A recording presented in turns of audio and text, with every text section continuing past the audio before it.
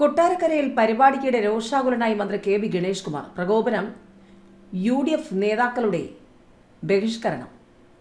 Kottarakkara KSRTC bus terminal നിർമ്മാണ ഉദ്ഘാടന ചടങ്ങിൽ രോഷാകുലനായി ഗതാഗത മന്ത്രി K B Ganesh Kumar. UDF അംഗങ്ങൾ ചടങ്ങ് ബഹിഷ്കരിച്ചതാണ് പ്രകോപനമായത്.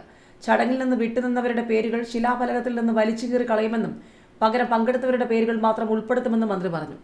R. ബാലകൃഷ്ണപിള്ളയുടെ മകനെ ആരും രാഷ്ട്രീയം പഠിപ്പിക്കേണ്ടെന്ന് പറഞ്ഞ മന്ത്രി KSRTC ബസ് കേടാക്കിയതിന്റെ പേരിൽ സർവീസിൽ നിന്നും പുറത്താക്കിയ 4 INTUC സംഘടനാ പ്രവർത്തകരെ തിരിച്ചെടുക്കാൻ നിർദ്ദേശം നൽകി.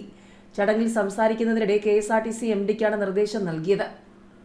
പ്രസംഗത്തിനിടെ കൊട്ടാരക്കര MLA കൂടിയായ ധനമന്ത്രി KN ബാലഗോപാലിനെ വേദിയിൽ പുകഴ്ത്താനും ഗതാഗത മന്ത്രി മറന്നില്ല. പണിമുടക്ക് ദിവസവും മന്ത്രി ബാലഗോപാൽ കൃത്യമായി ഫണ്ട് നൽകുന്നതുകൊണ്ടാണ് KSRTC ജീവനക്കാർക്ക് കൃത്യമായി ശമ്പളം നൽകാനാകുന്നതെന്നും അല്ലെങ്കിൽ ആനവണ്ടിയിലെ 2 ആനകളും 2 വഴിക്ക് പോകുമായിരുന്നുവെന്നും ഗതാഗത മന്ത്രി പറഞ്ഞു.